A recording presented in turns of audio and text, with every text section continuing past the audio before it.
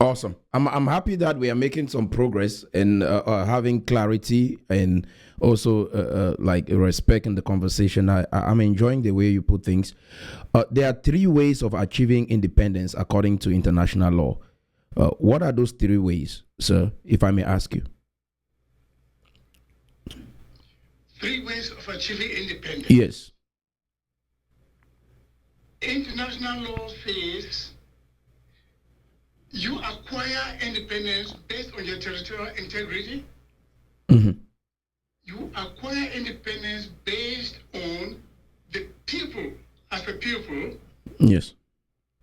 Okay. And you acquire independence based on the constitutionality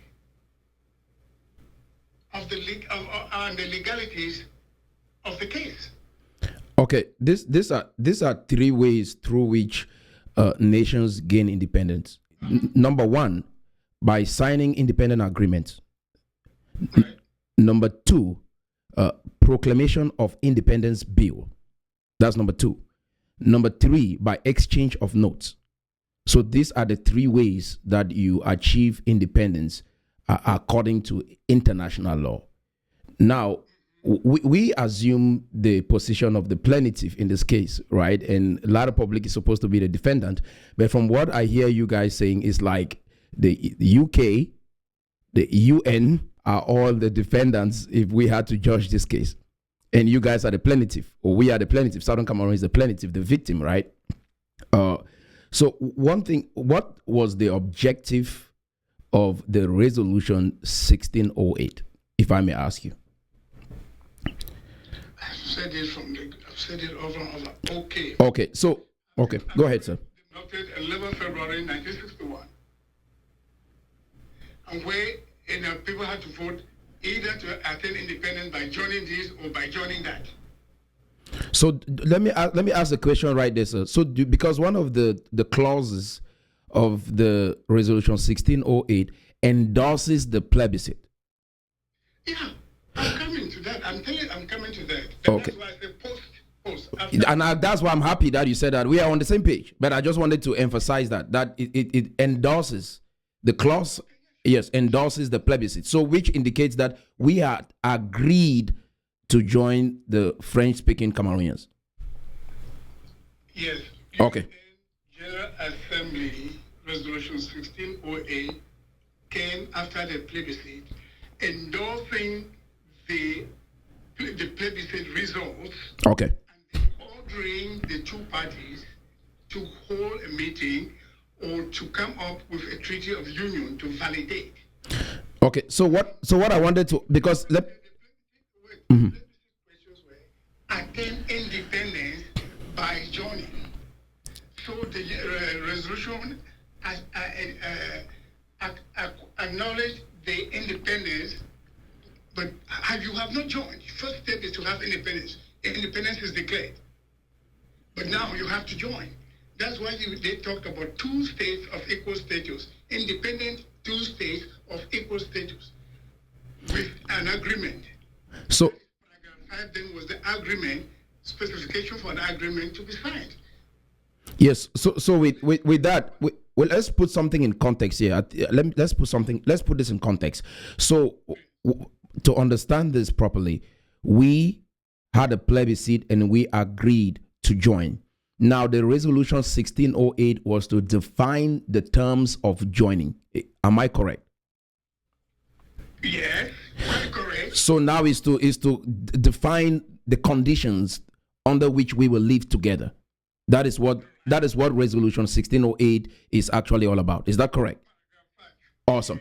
Okay, so with that, I wanted to work on that now. Now that we've made progress so far, we've agreed that we did a plebiscite and we agreed to join. Now, resolution 1608 was all about the terms under which we will live together.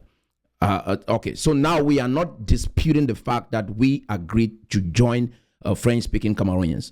Then now, let me understand something, because going into this, when did that resolution come up? Is it in April, or when do you think when did the resolution 1608? When was that document produced? I have just told you. Listen to me carefully. Yes. the plebiscite took place in February. February. Yes. That's the word Cameroon has changed it to a U day. Yes. It was actually the plebiscite day. No, I'm asking about when was the resolution 1608? Okay. Yes, sir. Yes, sir. I'm just giving you facts as they are. Yes. Okay. Go ahead, sir. 11th February 1961. Yes. And I'm telling you that the 11th February 1961 is a plebiscite day. Yes. And has been celebrated as that. Yes. It's not a youth day. Yes. It's coming up and they were giving you a youth day. It's a misnomer. It's a deceitful way. Okay. The UN General Assembly Resolution 1608 came 2 months after the plebiscite to validate because a plebiscite is an expression of the will of a people. Mm-hmm. Okay, so it came 2 months afterwards. That's 21st April 1961. Okay. And this was to validate the fact that Southern Cameroon voted to have independence by joining.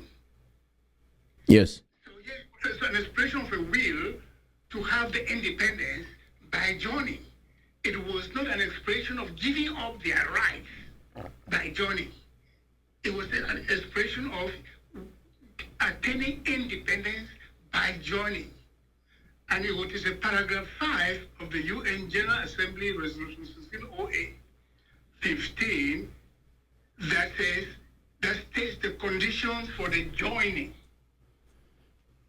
Okay. So that the joining has not taken place up to today, as per paragraph 5 of the UN General Assembly Resolution 1608 has not. There's no agreement, there's no treaty of union as we're talking like this.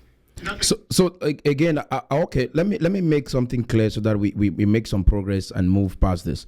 I previously read the 3 ways under international law through how you achieve independence. And I've made that clear, and just us agreeing and having a plebiscite, conducting a plebiscite, and having a result of that plebiscite being endorsed by the UN, because the UN had that result. They had it that these people have voted and chosen their fate. So this is what I want us. This is what I want us to understand, sir. That's what I'm saying. Yes, sir. If just looking at this case, because just the fact that we accepted and had a plebiscite, that alone, the plebiscite result alone is something that you can take to the bank and you will get a check with that. So I want us to be clear about that. Okay, so then secondly, let's move from there. So, okay, so they don't leave out the word and why there was a plebiscite to have independence.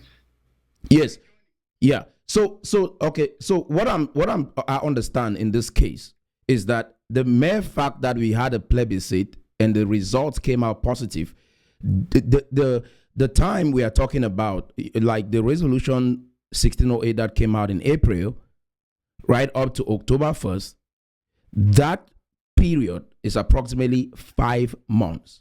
Because I've heard some of our leaders saying we were not given ample time. But that period, I wanted us to put that in context. That is 5 months leading to independence.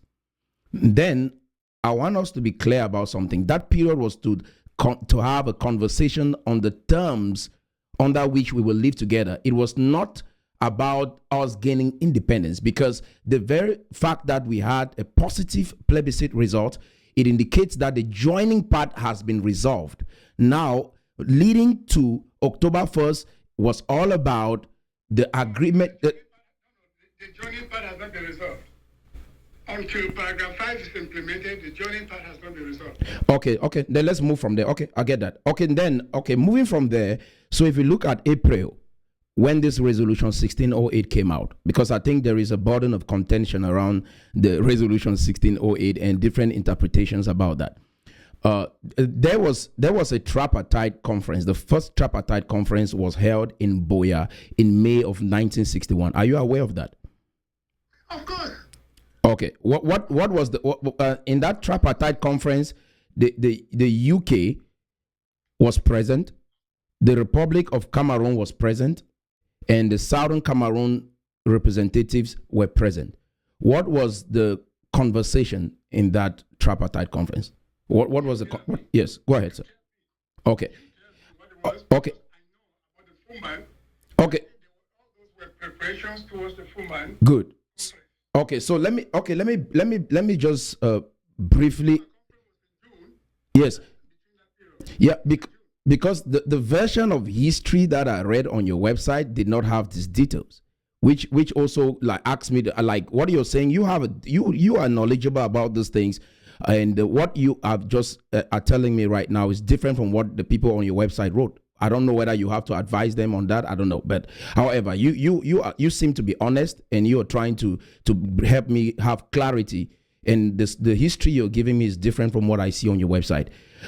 So with that, what I understand is these are historical facts. Everything I'm saying to you here, they are facts.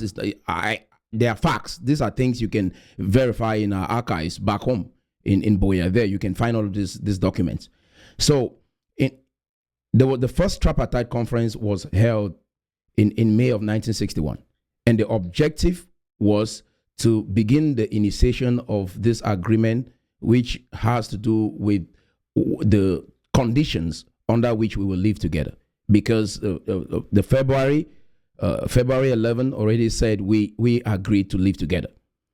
Okay, so that was the first tripartite conference, and then there was another bilateral meeting on May 22nd to 24, 1961. And during that conference in Yaoundé, Aijo presented to Foncha, because our leader was Foncha, right? The KNDP party. Okay, we all agree on that. Yes. Okay, so he was representing us. Like most of the time when I hear about Aijo, I don't know who the other representatives from the French Cameroon are, but at least we had a leader. So at least there's somebody that was in front doing everything for us. Is that correct? Yeah. Okay. So the first tripartite conference was held in Boya. The second bilateral meeting was held in Yaoundé, of which Foncha attended, and he was presented with the proposed constitution, the French proposed constitution. Okay. One thing that I want to help us understand is there was a second tripartite conference in Boya in June of 1961. Are you aware of that? Yes. Okay. So these tripartite conferences should not be ignored in the history of Southern Cameroons, because most of the time, even in high school, what was mostly emphasized was the Fumban Constitutional Conference of the 12th of July 1961. That is what they emphasized, but there is more to it. And the Fumban Constitutional Conference is not the main thing. The only difference is, at least at the Fumban Constitutional Conference, we had the House of Chiefs represented. We have the Southern Cameroon House of Assembly represented. We really had the Anglophone community in that conference. But our leaders had other meetings that, like, we could trust Foncha to go in front and do other things for us. And there were other meetings that he attended that we, the people of English-speaking Cameroon, were not present. And that should be taken into account. So then after the second tripartite conference, these are 3 meetings already leading to our independence in 1st of October. These are already 3 meetings that have been held. And then there was the June 26 to 28, 1961. There was the Bamenda All-Party Conference. Are you aware of that? Yes. Okay. So during the Bamenda All-Party Conference, Foncha did not present the proposed constitution that he collected from Aijo. Are you aware that he did not present that constitution? That's true. My question is, why did he do that? Do you know why? We don't know, right? Because we are trying to take past history and make sense of it. That's why we have to ask. Some of these questions are rhetorical, but we have to ask them, right? That is where we find solutions. Foncha hid the draft from the Southern Cameroon's delegation, and he only brought it up in Fumba. Okay. So on the he was not honest to the people. You know, Foncha has his background, Fumba, Chang background, and all that stuff. He has that sympathy for Chang. That's not being emotional, but that is a fact. Okay, so what I see right there is failure in leadership, big time. Like, I mean, like that is the worst thing that he could do to us. Oh yes. Okay, so let's put that in context.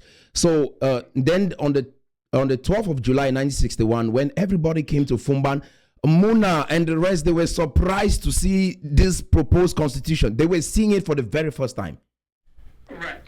And a lot of people were shocked to even imagine that there was a document like that, and they had not like studied it, which was the objective of the Bamenda All-Party Conference, that we look at this proposed constitution, prepare ourselves, because the Fumban Constitutional Conference, yes, the Fumban Constitutional Conference was a conference designed so that we can debate these constitutions. We debate what they have presented, the French Cameroon, and they debate what we have presented, so that we have clarity on how we will live together.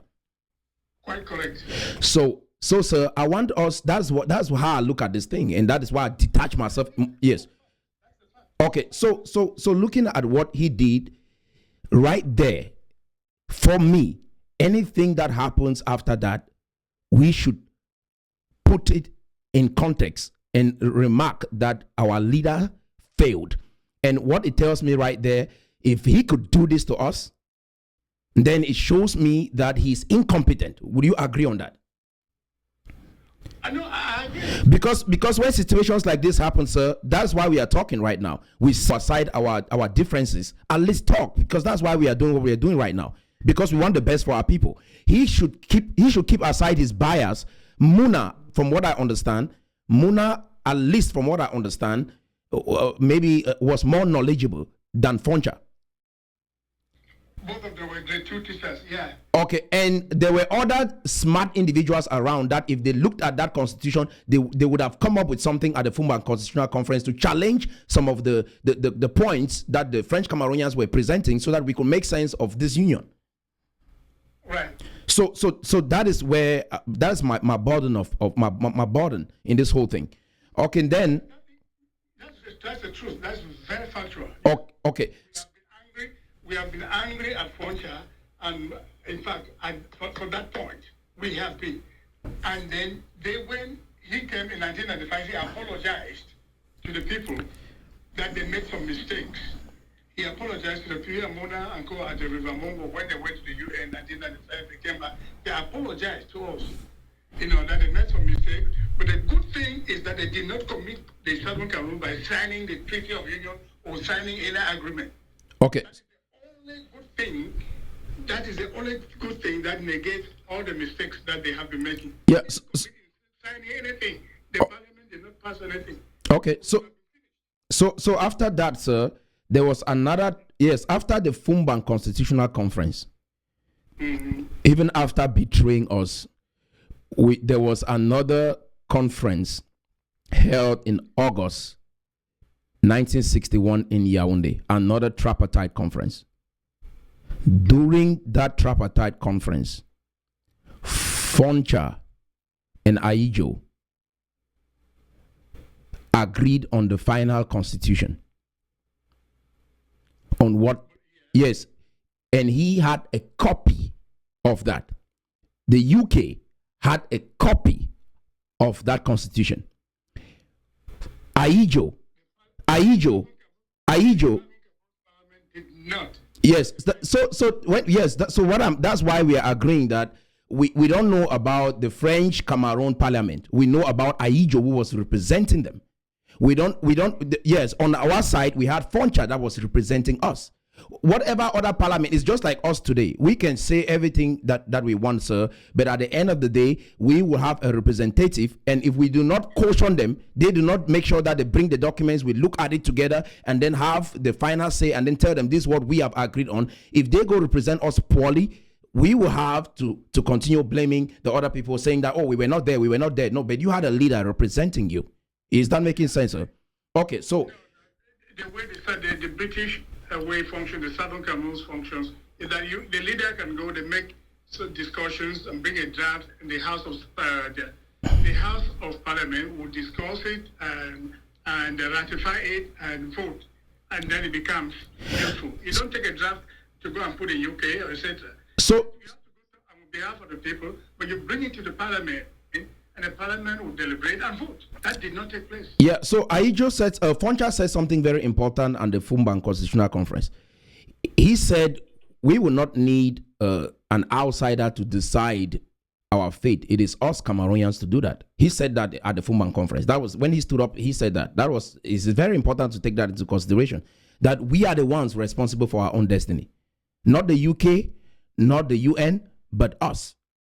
So I want us to put that too in account. So now he went, and when Foncha, when Aijo was presenting that constitution to the UK, Foncha was present, and the UK representative or the colonial office made it clear that whatever Aijo presents, they are going to take that into consideration.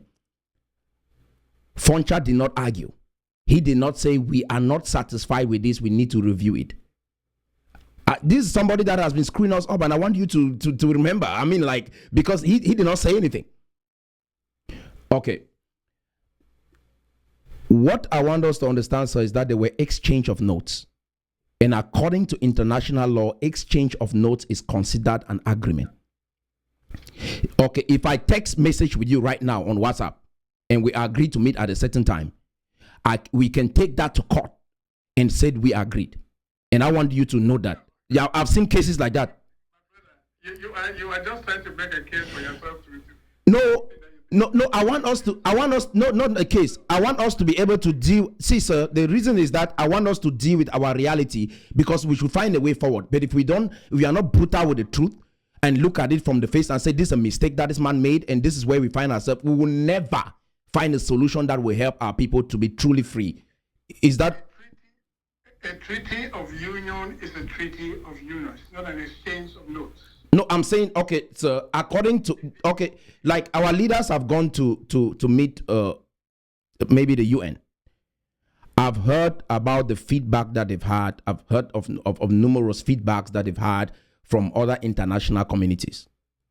One of the feedback said, you guys go back home and fix this issue with your president, because the world works a certain way, not how you wish it works. History happened not the way we wish that history should happen, but history is what it is. Like what I'm saying here is what happened. And we might not like it today. We can create new history, but we cannot twist that old history to mean something that it did not happen. I'm saying according to international law, there are three ways that you can achieve independence. You can sign independent agreements. You can sign independence agreement, exchange of notes, proclamation of independence bill. These are the three strategies or three steps or three ways through which you can achieve independence. We don't have emotion over this. You cannot detect how this is how it happens. International law. Whatever there has to be that agreement or exchange of notes or whatever you're saying. Yes. The UN Secretary General. Okay, sir. When in February, when we had our independence in October 1961, in February of 1962, the UK sent a letter, because like all these things that I'm saying to you, there was nothing like, oh, maybe even Joa or Muna and maybe the House of Representatives from the South, from the Northwest and Southwest. Nobody stood up and opposed anything leading to this union. Everyone was okay with it, because we know that Foncha was right there representing us and doing a good job. I want you to put that into context. There was nobody who opposed what happened. Do we? Nobody opposed when we're telling you that our people wanted a third alternative. No, I'm saying even if they wanted a third alternative, when we finally did our plebiscite, moving on, no one stood up and said we don't want this union moving forward. We wanted that, proud to the plebiscite. But after the plebiscite, I'm saying moving into this union, do you agree with me that there was nobody among this cabinet of people that were representing us, including Foncha, opposed to the union? Okay, so you know what happened in September 30th, 1961, when we were supposed to have independence? The UK was supposed to hand over the independence, hand over our territory to La Republique, to Ahijo. On October 1st was supposed to be our day. That date, you know what happened September 30th, the day before? No. Okay. The day before, that's September 30th, the UK, the Geo Field Administrator General, yes, they invited Ahijo and the gendarmes for the military. They came 30th September, and they handed the territory to Ahijo the day before. Foncha was not present. And then the gendarmes took over the territory. They started suppressing us, violating the people. But the mobile wing were paralyzed, attacked. That is on the 30th of September, before October 1. And October 1, the UK was not there. Okay, so what I want us to be illegally handed the territory to Ahijo. So what I want us to be clear about is it's just like we can have people within a community, within a country, that will always oppose what happened. That happens everywhere, including here in America. You probably heard about the Civil War here in America, with the Confederates saying, oh, we wanted slavery and wanted it to continue, while we had the government saying, no, this must stop, under Abraham Lincoln. At the end of the day, sir, there will always be a group of people within the country. It's historically proven that I will not be satisfied with what happens, and they will always oppose. That happens. Let's put everything in context.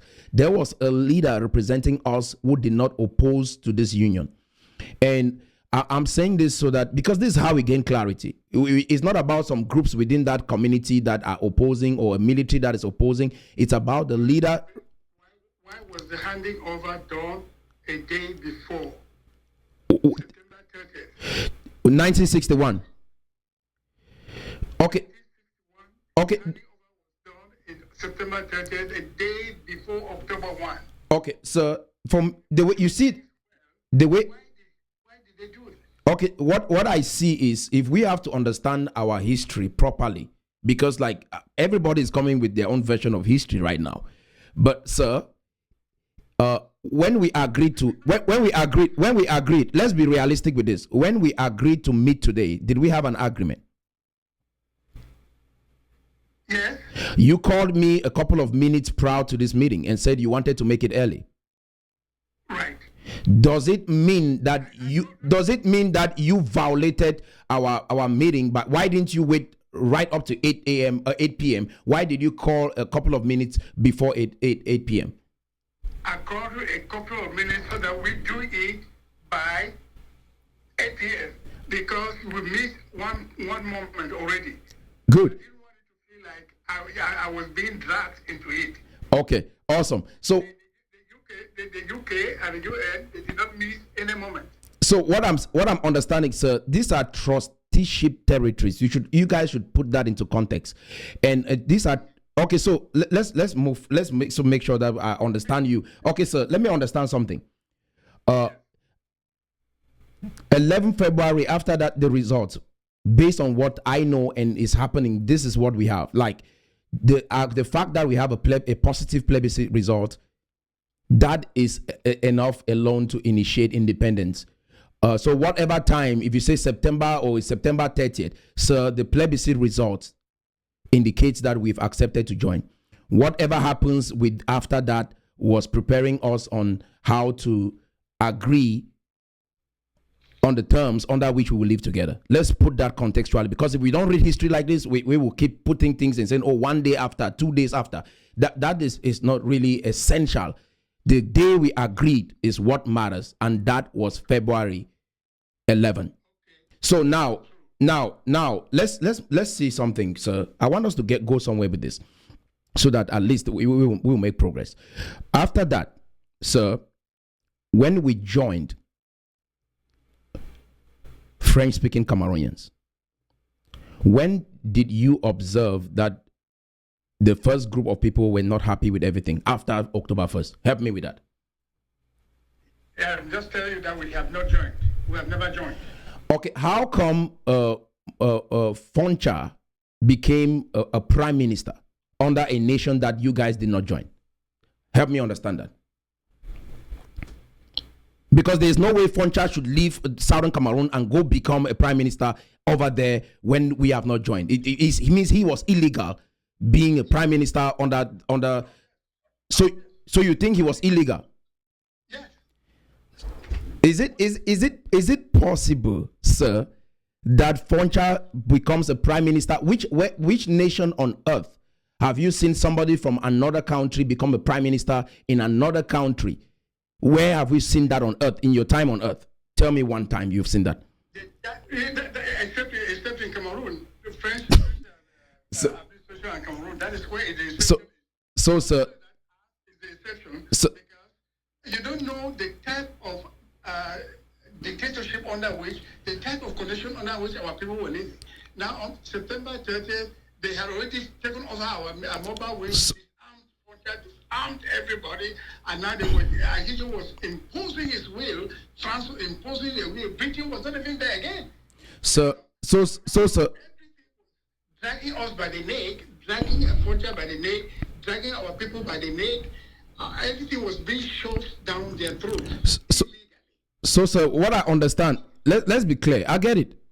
I'm not saying that we cannot make progress from where we find ourselves. That is why I'm initiating the idea, or the way I look at this problem will help us have, a better life. That life that you want for your children. If we are not honest with this history, we will struggle to make progress. And if the progress is what we prioritize, then we have to be honest with our history. There is no way on earth, sir, Foncha will become the prime minister of that country if we did not join. And the UK in 1961, February of 1962, sent a letter to the UN saying we are done with our job in this territory. And the United Nations thanked UK for that. We did not oppose. The expectation was 2 states of equal status. Okay, that has not been the case because, and that has not been validated because the Union Treaty has not been signed and deposited at the UN. So paragraph 5 of the UN General Assembly, XV, has not been implemented. Let me ask you a question. Let me ask you a question. You've talked about that, and let me ask you a question, sir. Throughout from 2016 right up to this, like to 2024, we've had our people go to the UN. Is that true? Like President Sako? Okay, okay. Has the UN told you guys that document is missing? Yes, that document is not there. Okay, no, you guys discovered that the document is not there, but did the UN tell you that document is missing, which indicates that union was illegal? Has the UN told you that? Be honest with me with that. Has the UN told you that document is not present and so that relationship is illegal? Has the UN told you that? Yes, because when? When? Sir, no, sir. Has the UN told you that? That's my question. When did they tell you that? And can you prove that is what they said? Listen. No, I want you to clarify me on that. Yes. The UN doesn't have to tell me that the document wasn't there when our people have not signed. How would they expect a document to be there? No, I'm saying that. I said my question is that did they say it was missing, that they did not have that, and so that union is illegal? That's my question. I know it's not there. So I've asked you, did they say? What were they asking me to what you say? So what the UN should be saying when we know that it wasn't there? Okay, so okay, this what? Okay, sir. So what I understand, sir, is that we are not the ones who made the laws under which the agreement should be established. The UN did. The UK was supposed to facilitate that process to evacuate our territory. If you are telling me that they did it wrong, these authorities that initiated the laws should be able to tell us that this is missing, and so this relationship is not legal because of that. That is why I'm saying this, because if you are now the lawyer, if you are now it indicates that you know better than the UN, and so you think they made a mistake, and so you're trying to correct that. But they made the laws, and so you are a Christian. You told me that God makes the laws. We obey the laws. So there's hierarchy. If God tells you the only way to gain salvation is through Jesus Christ, and then you think that God made a mistake, and then you're trying to correct him on that, then we can talk about asking God if the laws that he gave to us, there is something missing that we don't understand, so that he can clarify us. But we cannot tell God that what the laws that he gave us, if the UN complained to us, or we went to them and they told us that this document is missing and so your relationship is illegal, we can take that to the bank. But that's why I'm asking these questions, because we are talking about legality. The legality can only come within the framework of what the UN will say at the end of the day, of which most of us have gone there, and they say, go back and fix your issues, and they are not participating in what we are saying, because the world works a certain way and not how we wish it to work. This is very important, sir, because you're not talking to somebody that, it's just somebody that is naive. That's why I bring all these historical facts and put them on the table to show you how far I've read, research, and present my facts to you constructively, because I want to fix the inside house first before I go and meet. When I will come out there to meet the French people, you will see it. But before I get there, the house must be clean. We cannot build anything on lie. The next minute we say they are the ones succeeding. The next minute we say we are the ones succeeding. We say no, we are restoring ourselves. The next minute is that we join it by independence. All this confusion, we got to dispel them inside the house. Have an understanding so that if somebody is talking for us out there, the person says what will make sense even in front of the UN, in front of any other person that doesn't even know about this story, but just hears it from the very first time and makes sense of it. And that is why most of you guys have gone to many places and they don't hear you people, because the story is too confusing. It's confusing even for you people to understand what you are even saying. And this is what I want to help you guys have clarity on, so that even if you say the story, you will be persuaded, and the next person can hear it and tell the next person about what they just heard you said. What you just told me about this whole story, this man became the prime minister, he was not part of this country, we are independent, we are trying to restore our independence, the independence was by joining, that was a mistaken language that the UN made. All this kind of confusion, we cannot talk like this. And this is what is happening with third, like if we have this kind of, we're coming from a third world nation, and we come and we cannot even articulate our perspective globally and international, they will just dismiss us. That's why they don't hear from us, they just say, go and fix your problem. It's too confusing for us to understand. So, the reason why I'm saying this, if we are not honest that we went and joined this union, then we will not be able to move forward. If we will not be honest to ourselves that the condition of independence was based on joining, then we cannot make progress. If we cannot agree that we joined and Foncha became a prime minister, we had numerous prime ministers coming from the English side, and they were prime ministers in that nation, and there's no way that they can be prime minister of a nation that they're not part of. So all the stories of the violating boundaries, how can they violate a boundary of a nation that agreed and joined them, and prime ministers came from our side? That kind of argument don't make no sense, and it can only happen in Cameroon. There's no nation on earth that has ever happened on except Cameroon, and it's weird. That's why we cannot just live in our own bubble. We got to know that we live in a world, that we have other people that are advanced than us. That's why we are in America. So the first person that I blame in all of this is not La République. The person that I blame is Foncha. His inability to lead us, his inability to be direct and straight and transparent with his people is the cause of why the federal terms were not established properly. If you refuse that and say it was the problem of La République, then it's dishonest. So, yes. So I'm saying that the very fact that Foncha did that, it also helps me understand why the British will not even accept us to have independence, because there was countries like Togo, other countries that had smaller population, yet they had their independence. Why did they refuse us from having independence? I agree with them today in 2024 that we were incompetent to lead ourselves.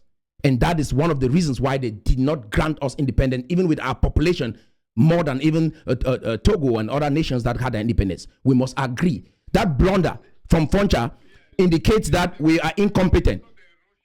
There was also the communist issue, my brother. Okay. Then secondly, sir, we gotta agree that even today in 2024, from what I've seen from you guys, the leaders from the IG, the AGOVC, all the movements that have emerged to handle these problems have also demonstrated in front of us.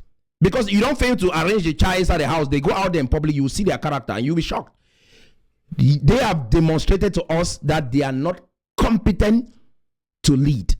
Today, to argue that is another, this one today is not Foncha, is not La Republic. No, the ones that we have experienced in the diaspora, even after living in developed nations, and yet they cannot sit on the table and have one voice and do something as one, is proof to the whole world now, not just within La Republic and Southern Cameroon, that we are incompetent to produce leaders that can represent us. And now we have not taken the time to step back and look at this aspect of our culture or as a people. To what does it take to develop a competent leader that can put people together and we talk as one voice? We don't see that side to work on. We just want to keep talking and say, no, we can disagree and stand together. And that disagreement is causing division. We have one God, and that is what makes us strong as Christians. We have one Savior, is Jesus Christ. That alone is a firm pillar that makes us unstoppable. To have this, have that, and we find that is okay, it's our own problem. We got. That's why I this is how I evaluate things. I look at the Bible and what God is saying with everything. I look at what is happening in the world. I take what is happening in the world, I go with it through the lens of Jesus Christ, through the lens of the Bible, and then I form my conclusion for something that will last. So, sir, the fact that we have not yet stepped back to see what we need to think about what we need to do to develop leaders that are capable. Will you agree with me that we have not had competent leaders even within this struggle? They have not been able to unite as one and work as one within this struggle. Would you disagree with that? I watch your YouTube and other YouTube. One person is criticizing another. Will you agree on that?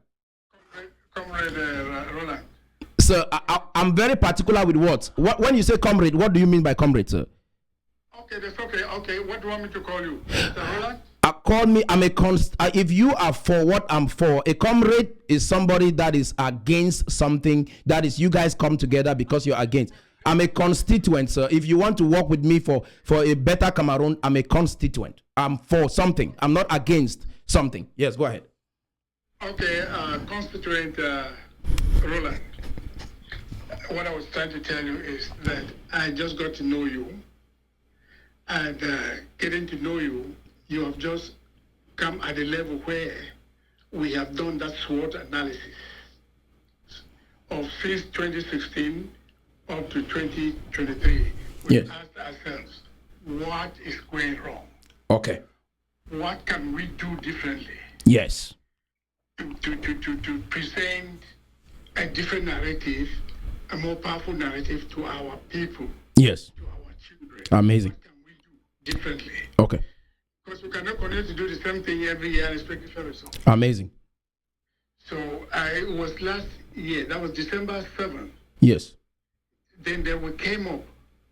We said, oh, okay, this is exactly this interim government issue. You see, La Republique has tapped on this a lot. And so they have created their own interim government this, interim government that, interim government this. And so now we have about 5 different interim governments. And then La Republique now turns around and says, I don't know who to talk to. And the international community says, you are divided. Okay, we came to the conclusion that we have to do things differently, look at a different perspective. And so we said, looking at 1961, there was only one government. Yes. Yes. And there were opposition parties. Yes. And that if we restored that 1961 government, Yes.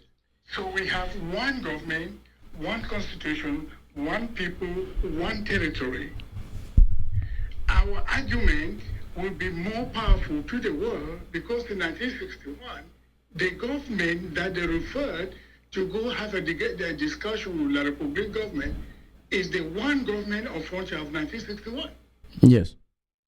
So that is why in December 7th, we have come to that realization and restored that one government. So there is only one government now, one voice for the Southern Cameroons. Would you say AGOVC agrees with that? Will you say AGOVC, we are open to everybody. We are all Southern Cameroonians. AGOVC is not a government. There are opposition. People can have their opposition. There can be opposition. But there was only one government in 1961. And we cannot refuse anybody to not form any opposition, etc. But there is one government. There was one government of 1961. Our argument is stronger now and better. Okay. The international community has actually said, oh, now you guys, you're not speaking. Okay. This is what I see, sir. This is what I see, sir. Yes. Yes, go ahead. You're not speaking. And so we held our first cabinet meeting 2 days ago, or 3 days ago, that I sent you that stuff.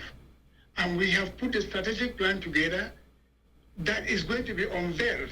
We are going to hold the Amber Peace Plan, where all the counties and all the LG representatives will be there. And then they will continue to fine-tune the strategic plan. Then we'll have a global world meeting of all Southern Cameroonian constituents where everybody will attend, because we believe in bottom-up approach, listening to people like you and fine-tuning how we move forward with a narrative to make sense. So I'm listening to you. So that constituent assembly or the global town hall, it is really a good place to you come and verbalize, express yourself. So we're moving towards the direction you are talking about. Okay, so this is what I think, sir. Yeah, so this is what I think, sir. If you guys are going back to 1961, it means you guys have to be young people again, and you people probably you guys have to upgrade. You go back and reverse your age, like you. Like you who will come up because no, we are dealing with 2024 and you're telling me about 1961, so we must have you be a young person again. I mean, like you're not trying to build a society where you are going to be age discriminant. No. In your own society, there will be old people and you need to cater for them. Obviously, yes, that's true. Coming together and thinking and getting advice from the youth like you, putting the pieces together, old and young, so that we achieve what we need to achieve for the benefit of the young and the young to be. You said something very powerful, sir. I like the way you talk. You said something very powerful. You said you cannot keep doing the same thing and expecting a different result. Right. Okay. That's where we are now. Where we're moving to. Okay. So what I see about the plans that you guys have laid, sir, it's a beautiful. Okay. When I hear your idea, your big idea is that we go back to 1961 and establish that one government that existed. Foncha in 1993 in Boya said we went into this agreement on good faith, knowing that the other party would treat us fairly. As you talked about his apologies, and this is one of those apologies. He said we went into this agreement. Do you hear that? Like that's very important. We went into this agreement knowing that we'll be treated fairly. But you guys say there's no agreement, there's nothing. Just him attesting that, you can take that to the bank. This is a leader that represented the entire Southern Cameroon. He said in 1993 that we went into this agreement knowing that we will be treated fairly. But some people today say there's no agreement, but he said we went into this agreement. Okay, we keep that on the side. This guy went into a radio station in 1999 and caused that announcement and all of that. In 2016, the teachers and the lawyers were marching, and all of a sudden, the card Ambazonia came out. We know Gojin Tinka started this whole initiative, but this card came out. And it's like, oh, we've been treated poorly, and so we want to have our independence. My question to you again, sir, looking at what happened in 2016, 2017, there's political uprising in every country, including America. You've seen that. Even when George Floyd was killed in America, you saw how everybody rose up and said, we condemn this. Some people died. The military tried to bring order. 6 people lost their lives. But yet people did not rise up. You've lived in America, sir. You've seen the black people that have been killed in this country all the time by police officers. We've never experienced that in Cameroon until 2016. That kind of a killing, like people just rise up, and that kind of a mass killing has never happened. But I'm saying, you know, the history of the black people that have been targeted just because of their colors in this country for years. You know that history. Is that true? Those are civil rights. Yeah. Is that not worse than what we have? Is that not worse? Internal issues are different from international law issues. Okay. No. So Different from the international issues between Southern Cameroon and La Republique. No, so you are making a point. So in Cameroon, it's an external issue. Is it an external issue? Oh yes, it's international. It's a violation of international laws. It's annexation. It's neo-colonialism. So there's killing. There's killing in every nation. We can call it any killing internally or externally is a violation of international law. That is true. Do we agree on that? I agree with that. So, sir, I want to say, sir, I hope we are listening to each other and following the progress of this conversation. Foncha said in 1993 that we went into this agreement. Let's put that in context, because if we have this conversation and there is no change of mind, we don't renew our thinking, and we are stuck on what we've known and we keep saying it, then we are making no progress. Then this conversation was just a waste of time. Right. They went into undocumented agreement. Good. So, but again, even if you said undocumented agreement, there was an agreement. We are talking about 1960s. That I have to understand is we got to get to the place where we all these leaders, if you guys want to work with us, openly declare that this war should stop. This fighting should stop. That will be the first step. If you guys want to work with me, it will be to declare that this war has to stop. Then the second thing is we got to be honest with the history that happened, not the history that we have created. That's number 2. And then number, there are a lot of people in prison, and I have them in plan. How some of them will be released, and what will happen before they are released, and all of that. I have that in context. How they will be released and what they will do after they are released, and all of that. I have that in context. There are many people in prison. I'm sure you know that. And then number 4, sir, I want Cameroonians to. There will be an Ninja Frundi Day. There will be a day that they celebrate that individual in that country. We will start initiating the strategies that will lead to ultimate development and prosperity for all Cameroonians. Not only English-speaking Cameroonians, to all Cameroonians. All. Both French and English that came together. The plan is that our own version of Canada will become a reality in that nation. I got your 5 points. Let's end it here like that. I think we're on that page. Okay. Get your information to the rest, okay? Amazing, sir. So, okay, sir. So once we do that, and then I'm going to unpack the next step, sir. Okay, sir. Have a wonderful rest of your day.